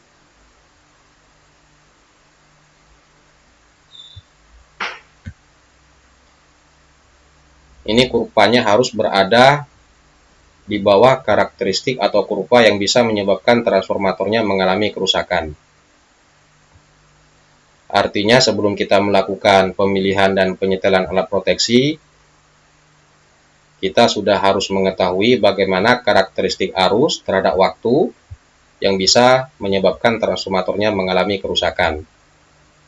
Kemudian semua karakteristik peralatan proteksi yang berhubungan dengan transformatornya ini harus kita pilih atau harus kita setting agar berada di bawah kurva yang bisa menyebabkan transformatornya mengalami kerusakan.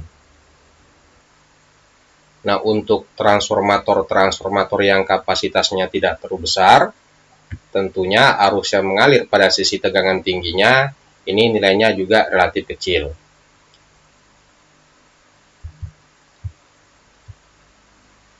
Sehingga ada kemungkinan tidak ada CT konvensional yang sesuai dengan arus yang mengalir pada sisi tegangan tingginya. Artinya pada sisi tegangan tingginya ini kita tidak bisa menggunakan CT. Nah, karena sisi tegangan tingginya di sini tidak ada lagi CT konvensional yang sesuai, tentunya kita tidak bisa lagi menggunakan relay diferensial untuk proteksi terhadap gangguan fasa pada transformator ini. Nah, seperti yang sudah kita singgung pada slide sebelumnya tadi, untuk gangguan fasa pada sisi tegangan rendahnya, ini diproteksi dengan OCR, sedangkan pada sisi tegangan tingginya, gangguan fasanya diproteksi dengan fuse. Atau bisa juga menggunakan sirkuit switcher. Nah, jika seandainya ada CT konvensional yang sesuai atau yang bisa kita gunakan pada sisi tegangan tingginya, tentunya relay diferensial yang sudah kita bahas pada slide sebelumnya tadi, itu bisa kita gunakan untuk proteksi terhadap gangguan fasa maupun gangguan satu fasa ke tanah. Jadi jika tidak terdapat lagi CT konvensional yang sesuai, gangguan fasa pada sisi tegangan tingginya, sini bisa menggunakan fuse, dan pada sisi tegangan rendahnya, ini menggunakan OCR. Nah, untuk proteksinya terhadap gangguan satu fasa ke tanah,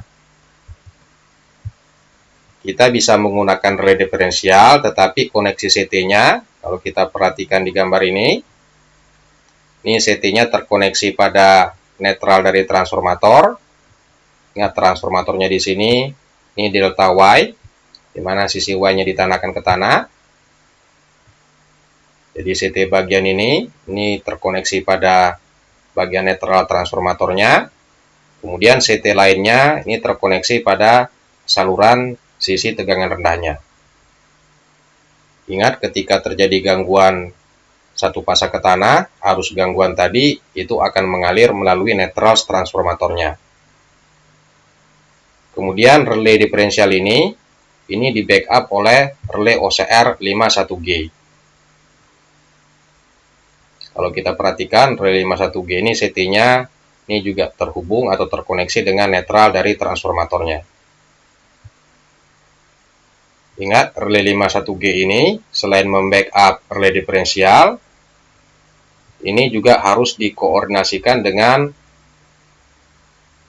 relay gangguan satu fasa ke tanah yang berhubungan dengan saluran ini.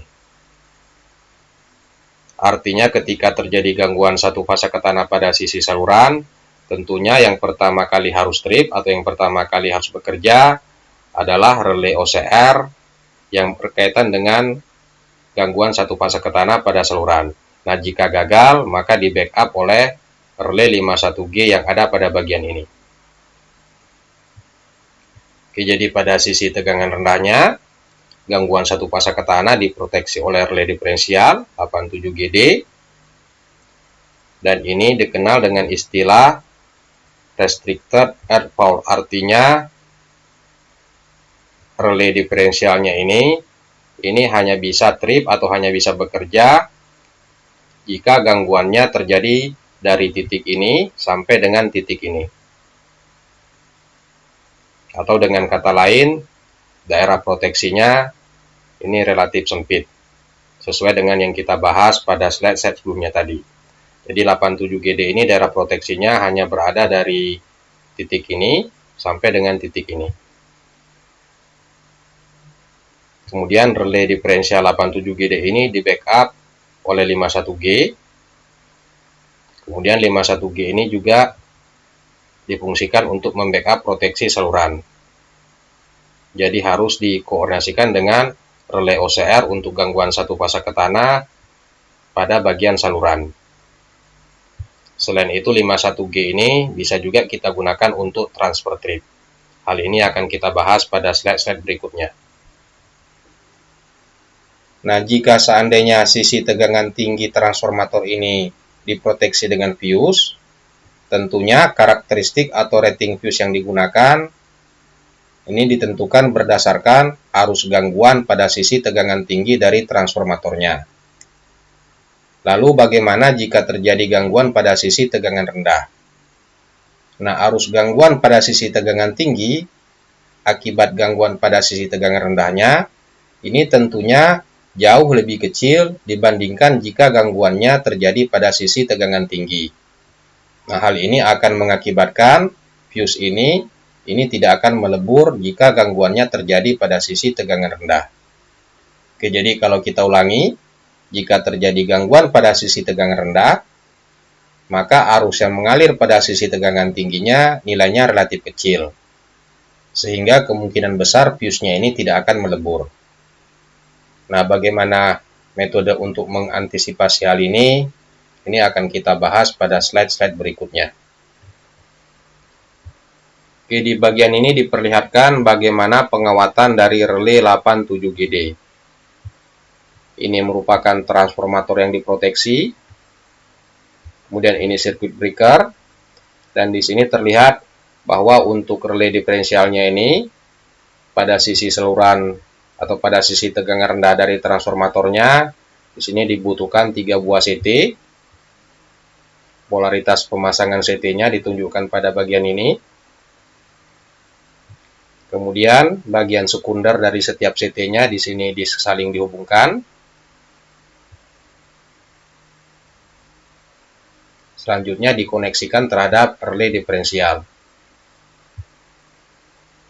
Kemudian untuk CT yang berkaitan dengan netral transformatornya, ini polaritasnya ditunjukkan pada gambar ini. Kemudian sekundernya ini dihubungkan pada relay diferensial. Nah, untuk relay OCR 51G ini diperlihatkan pada bagian ini. Tentunya di sini sekunder CT yang dihubungkan ke relay OCR-nya, di sini juga ada 2 kabel yang terhubung. Tapi di sini kita gambarkan hanya 1. Kemudian bagian ini merupakan fuse untuk proteksi pada sisi tegangan tingginya. Ingat, untuk rating fuse-nya tadi ini ditentukan berdasarkan arus gangguan fasa pada sisi tegangan tinggi. Oke, selanjutnya di sini kita akan melihat bagaimana kerja relay tersebut untuk gangguan eksternal. Sesuai dengan pembahasan kita pada slide sebelumnya tadi, untuk relay diferensial itu daerah proteksinya dibatasi oleh CT. Jadi jika gangguannya terjadi pada bagian ini sampai dengan bagian ini, itu merupakan gangguan internal. Dan jika gangguannya tidak terjadi pada daerah ini, itu merupakan gangguan eksternal. Sebagai contoh misalnya, jika terjadi gangguan pada saluran, tentunya ini merupakan gangguan eksternal untuk relay diferensial 87GD. Nah, di sini yang kita asumsikan terganggu adalah fasa C. Jadi pada salurannya terjadi gangguan satu fasa ke tanah, itu pada fasa C-nya. Dan kalau kita ingat kembali pembahasan kita mengenai komponen simetris, arus gangguan satu fasa ke tanah ini nilainya sebesar 3 kali komponen urutan 0. Jadi pada saluran fasa C mengalir arus sebesar 3 I0, kemudian mengalir ke tanah, kemudian kembali ke netral dari transformator. Jadi jalur arus gangguannya itu diperlihatkan pada bagian ini.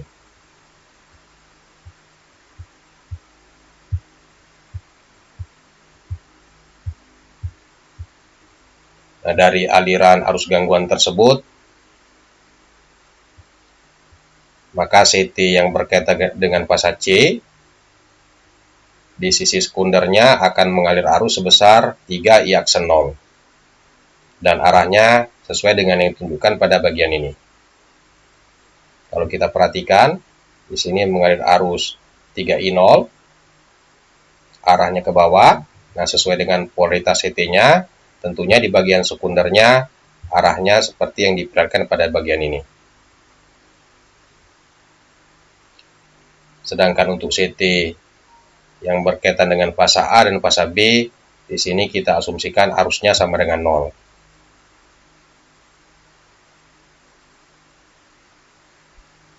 Tentunya arus yang mengalir di bagian ini adalah jumlah arus dari fasa A, fasa B, dan fasa C-nya. Dan nilainya sama dengan 3I aksen 0.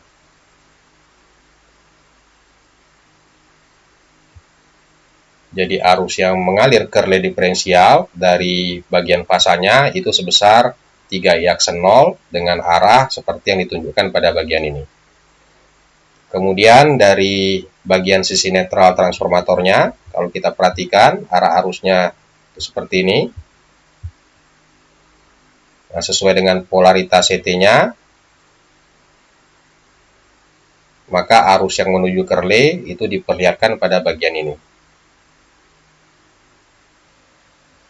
Oke, selanjutnya kita akan melihat bagaimana kerja relaynya untuk gangguan internal.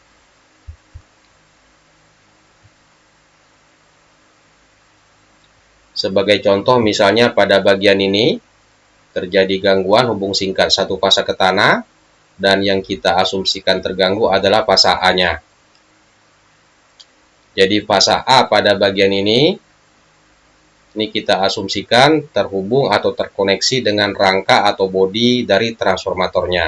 Nah, karena rangka dari transformatornya ditanahkan, tentunya akan mengalir arus gangguan sebesar 3 kali komponen urutan 0.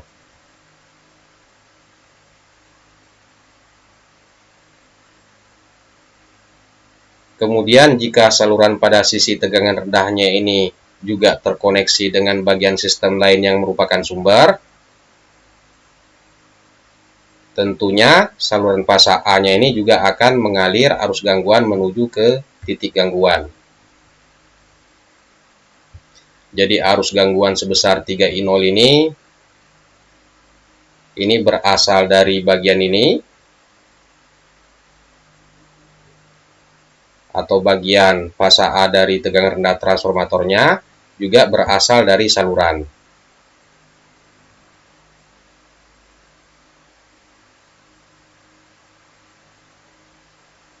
Oke, jadi kalau kita perhatikan lintasan arus gangguannya, pertama berasal dari fasa A dari sisi tegangan rendah transformatornya, kemudian berasal dari saluran fasa A, ini berkenaan dengan sumber lain yang ada pada jaringan, kemudian mengalir ke tanah melalui rangka dari transformatornya, kemudian kembali ke netral dari transformator.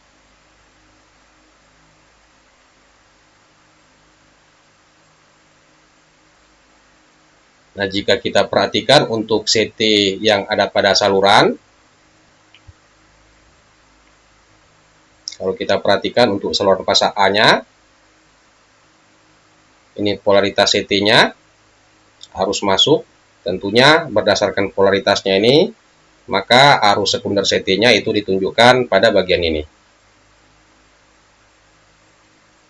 Kemudian karena yang terganggu di sini adalah fasa A, maka arus untuk fasa B dan fasa C-nya di sini bisa kita abaikan. Sehingga arus yang menuju ke relay atau arus pada bagian ini nilainya sama dengan arus dari CT yang terhubung ke fasa A dari saluran. Kemudian untuk CT yang terkoneksi pada netral transformator, di sini mengalir arus sebesar 3I0. Nah, sesuai dengan polaritas CT-nya, maka arus yang menuju ke relaynya itu ditunjukkan pada bagian ini.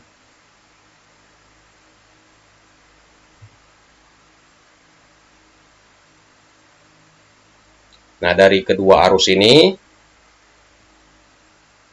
tentunya arus yang mengalir pada operating coil-nya, ini nilainya jauh lebih besar dari 0, sehingga relenya bisa diharapkan bekerja atau trip untuk memerintahkan CB ini agar terbuka.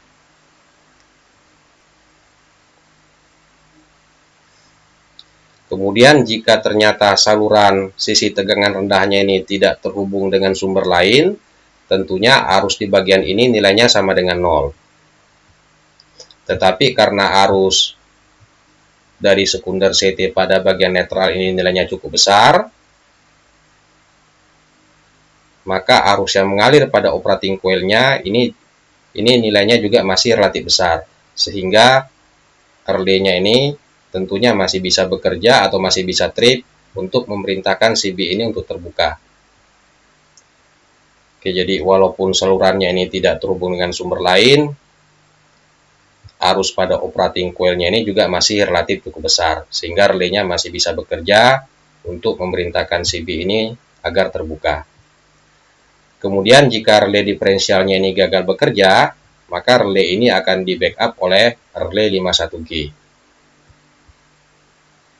Nah, dengan terbukanya CB pada sisi tegangan rendah ini, tentunya arus gangguan yang berasal dari saluran ini bisa dihilangkan.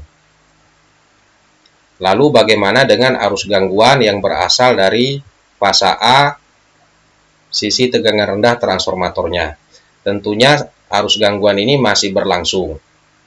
Dan untuk menghilangkan arus ini, maka fuse yang berada pada sisi tegangan tingginya ini harus melebur.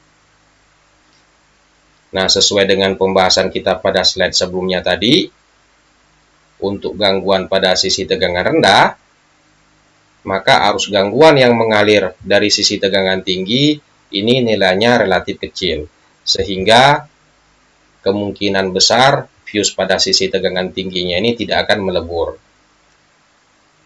Nah, karena fuse-nya ini tidak melebur, artinya gangguannya sekarang masih tetap berlangsung. Lalu bagaimana mengantisipasinya? Nah, hal ini bisa diantisipasi dengan metode transfer trip.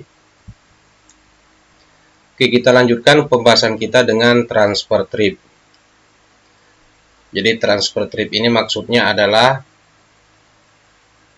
menghilangkan gangguan, tetapi yang bekerja adalah peralatan proteksi yang ada di bagian hulu dari jaringan. Nah, salah satu metode transfer trip yaitu dengan menggunakan fault switch. Nah, fault switch ini mendapatkan perintah untuk tertutup dari relay 51G. Nah, bentuk fisik dari fault switch itu ditunjukkan pada gambar ini.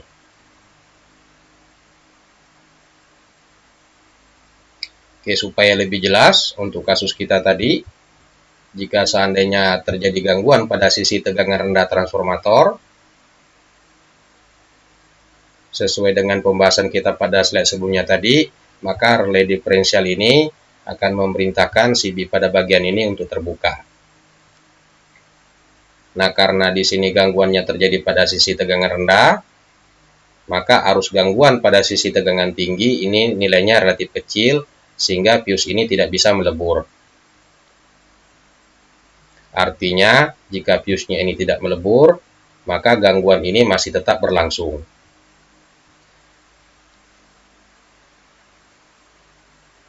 Kemudian arus gangguan yang mengalir, ini juga akan dirasakan oleh relay 51G. Kemudian relay 51G ini akan memerintahkan fault switch ini untuk tertutup.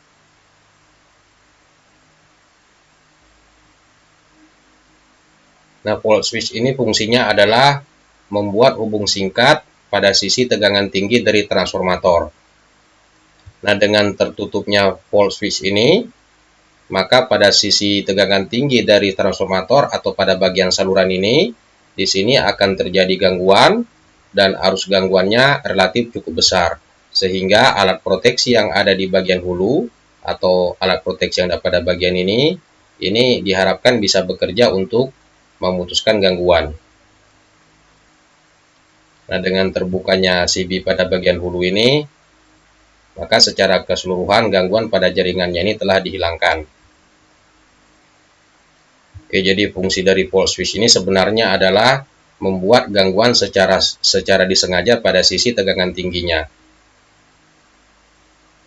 Oke, jadi kalau kita ulangi, gangguan pada sisi tegangan rendah transformator ini akan dirasakan oleh relay 87GD atau relay diferensial dan relay 51G. Nah, relay 87GD ini akan memerintahkan CB pada bagian ini untuk terbuka, sehingga jika pada saluran ini terhubung dengan sumber lain, maka arus gangguan yang berasal dari saluran ini bisa dihilangkan dengan terbukanya CB pada bagian ini. Nah, untuk sisi tegangan tingginya, karena arusnya di sini yang mengalir relatif kecil, maka fuse ini tidak bisa melebur. Artinya gangguannya masih berlangsung. Nah, untuk menghilangkan gangguan ini, maka relay 51G ini akan memerintahkan pole switch ini untuk tertutup. Artinya sekarang akan timbul gangguan yang arus gangguannya nilainya relatif cukup besar. Sehingga alat proteksi yang ada di bagian hulu ini diharapkan bisa bekerja untuk menghilangkan gangguan. Nah, karena di sini metode untuk menghilangkan gangguan pada sisi tegangan rendah transformatornya dengan cara membuat gangguan yang lebih besar pada sisi tegangan tinggi, tentunya metode ini memberikan resiko yang lebih besar.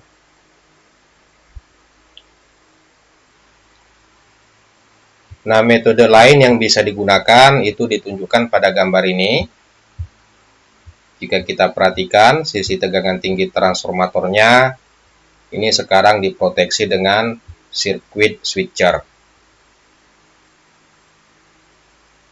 Seperti yang sudah kita bahas pada slide sebelumnya tadi, sirkuit switcher ini kapasitas pemutusannya atau kapasitas pemutusan arus hubung singkatnya relatif rendah. Ingat, setiap alat proteksi, dalam hal ini pemutus saluran, ini memiliki kemampuan arus hubung singkat yang bisa diputuskannya. Sebagai contoh, misalnya jika sirkuit switcher ini hanya sanggup memutuskan arus hubung singkat sebesar 100 ampere, kemudian dipaksakan untuk memutuskan arus gangguan sebesar 200 ampere, tentunya hal ini bisa menyebabkan kerusakan pada sirkuit switchernya. Artinya, jika arus gangguan yang mengalir pada sisi tegangan tinggi transformatornya ini relatif tinggi, maka sirkuit switcher ini tidak boleh terbuka. Sirkuit switcher ini hanya boleh terbuka atau hanya boleh bekerja jika arus gangguan yang mengalir di bagian sisi tegangan tingginya ini nilainya relatif kecil. Nah, sirkuit switcher ini bisa digerakkan atau bisa mendapatkan perintah dari relay. Nah, untuk kasus kita ini sirkuit switchernya di sini mendapatkan perintah dari dua buah relay. Yang pertama, relay OCR, dalam hal ini untuk gangguan tanah yang disetting untuk arus gangguan yang rendah. Kemudian mendapatkan perintah dari relay OCR di mana disetting untuk arus gangguan yang tinggi. Nah, ketika arus gangguan yang mengalir pada bagian ini relatif kecil, maka relay 51G pada bagian ini akan memerintahkan sirkuit switcher ini untuk terbuka.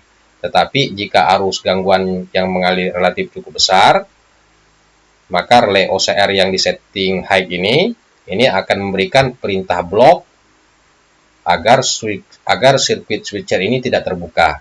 Dan yang harus memutuskan gangguan adalah peralatan proteksi yang ada pada bagian hulu. Nah, bentuk fisik dari sirkuit switcher itu diperlihatkan pada gambar ini. Nah, seberapa besar arus gangguan yang mengalir pada sisi tegangan tinggi akibat gangguan pada sisi tegangan rendah transformator, ini sangat dipengaruhi oleh impedansi atau resistansi gangguan. Sebagai contoh, misalnya jika terjadi gangguan satu fase ke tanah pada sisi tegangan rendah, anggaplah misalnya penghantar fasanya terkoneksi secara langsung dengan rangka atau bodi dari transformator, tentunya arus gangguan yang mengalir juga relatif cukup besar. Karena koneksi langsung penghantar fase dengan rangka transformator tadi Tentunya resistansi gangguannya relatif cukup kecil. Tetapi jika impedansi atau resistansi gangguan satu fasa ke tanah tadi nilainya relatif cukup besar, artinya hubung singkatnya tidak sempurna. Sebagai contoh misalnya hubung singkat satu fasa ke tanahnya disebabkan karena kualitas isolator pada sisi tegangan rendahnya yang sudah mengalami penurunan, tentunya arus hubung singkat yang mengalir nilainya juga relatif kecil. Nah, jika seandainya di sini kita menggunakan fuse, maka fuse tadi kemungkinan besar itu tidak akan melebur. Walaupun gangguan hubung singkat pada sisi tegangan rendahnya ini merupakan hubung singkat yang sempurna, atau hubung singkat secara langsung antara penghantar fasa dengan rangka atau bodi dari transformatornya. Oke, supaya lebih jelas bagaimana prinsip kerja dari sirkuit switcher ini, di sini kita asumsikan ada gangguan satu fasa ke tanah pada sisi tegangan rendah transformatornya dan arus gangguannya relatif besar. Tentunya relay diferensial ini akan memberitakan CB pada bagian ini untuk terbuka, sehingga arus gangguan yang berasal dari saluran ini bisa dihilangkan. Nah, karena di sini arus gangguannya relatif cukup besar, maka relay OCR yang di setting high ini akan memberikan perintah block agar sirkuit switcher ini tidak terbuka. Nah, karena sirkuit switcher ini tidak terbuka, tentunya arus gangguan yang berasal dari sumber ini masih berlangsung, sehingga peralatan proteksi yang ada di bagian hulu ini akan bekerja untuk menghilangkan arus gangguan. Oke, jadi kalau kita ulangi, ketika terjadi gangguan hubung singkat satu fasa ke tanah pada sisi tegangan rendah transformatornya dan arus gangguannya relatif cukup besar, maka relay OCR yang disetting high ini akan memberikan perintah block agar sirkuit switcher ini tidak boleh terbuka. Oke, jadi karena arus gangguannya relatif cukup besar, sementara sirkuit switcher ini hanya sanggup memutuskan arus gangguan yang kecil, tentunya sirkuit switcher ini tidak boleh terbuka.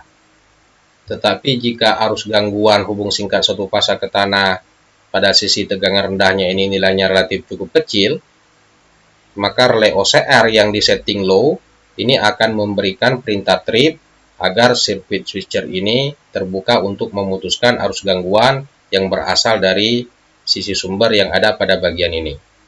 Sedangkan arus gangguan yang berasal dari saluran ini dihilangkan oleh relay diferensial 87GD yang memberitakan CB pada bagian ini untuk terbuka.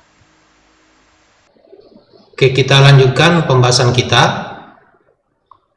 Nah, pada transformator dengan kapasitas yang besar, itu biasanya juga dilengkapi dengan relay-relay yang bekerja berdasarkan prinsip mekanis. Misalnya relay yang bekerja berdasarkan prinsip suhu dan relay yang bekerja berdasarkan prinsip tekanan. Nah, di sini kita akan lihat sekilas mengenai relay Buchholz.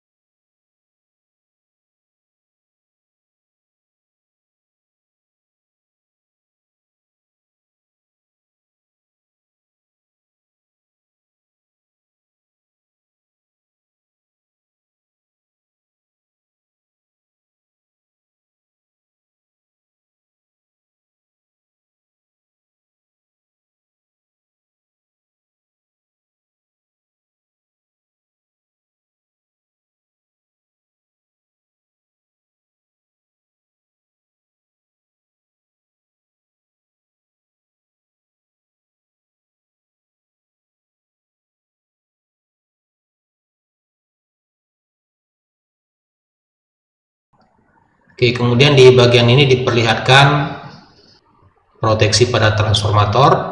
Gambar yang di bawah ini untuk transformator dengan kapasitas yang tidak terlalu besar, ini seperti yang kita bahas tadi. Sisi tegangan tingginya di sini bisa menggunakan fuse atau circuit switcher. Kemudian ini untuk proteksi untuk gangguan satu fase ke tanah, sedangkan ini proteksi untuk gangguan fase pada sisi tegangan rendahnya. Tentunya relay 51 ini atau proteksi untuk gangguan fase ini harus dikoordinasikan dengan proteksi pada saluran. Demikian juga 51G ini harus dikoordinasikan dengan saluran dan dikoordinasikan dengan relay diferensial 87GD. Kemudian gambar atas ini untuk transformator yang kapasitasnya relatif sangat besar. Kalau kita lihat di sini peralatan proteksinya relatif sudah cukup banyak. Ini merupakan proteksi yang bekerja berdasarkan prinsip mekanis. Ini relay thermal ya, bekerja berdasarkan panas, sedangkan ini berdasarkan tekanan, yang merupakan relay bukol seperti yang kita perlihatkan tadi di slide sebelumnya. Kemudian ini relay diferensialnya. Jadi karena terabu ini kapasitasnya cukup besar dan peranannya cukup penting, tentu alat proteksinya juga harus lebih lengkap.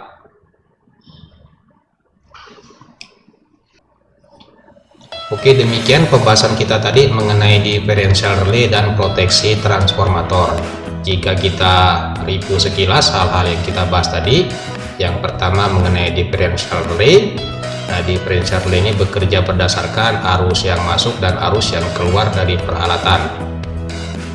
Hal penting dalam setelan differential relay ini kita harus mengetahui berapa perbedaan atau mismatch yang mungkin terjadi.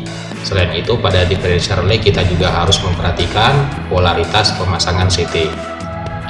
Kemudian pada proteksi transformator kita sudah membahas bagaimana penerapan differential relay untuk proteksi transformator, dan di sana ada beberapa hal yang harus kita perhatikan. Yang pertama mengenai inrush current, kemudian penyamaan fase. Selain itu, untuk setelannya kita harus memperhatikan berapa tapping atau tap pada sisi tegangan tinggi dan sisi tegangan rendah yang harus kita pilih agar menghasilkan perbedaan atau mismatch yang sekecil mungkin. Kemudian kita juga sudah membahas bagaimana proteksi transformator yang kapasitasnya tidak terlalu besar, khususnya mengenai proteksi gangguan tanahnya. Nah, di sini yang harus kita perhatikan adalah gangguan-gangguan tanah yang nilai arus gangguannya relatif kecil.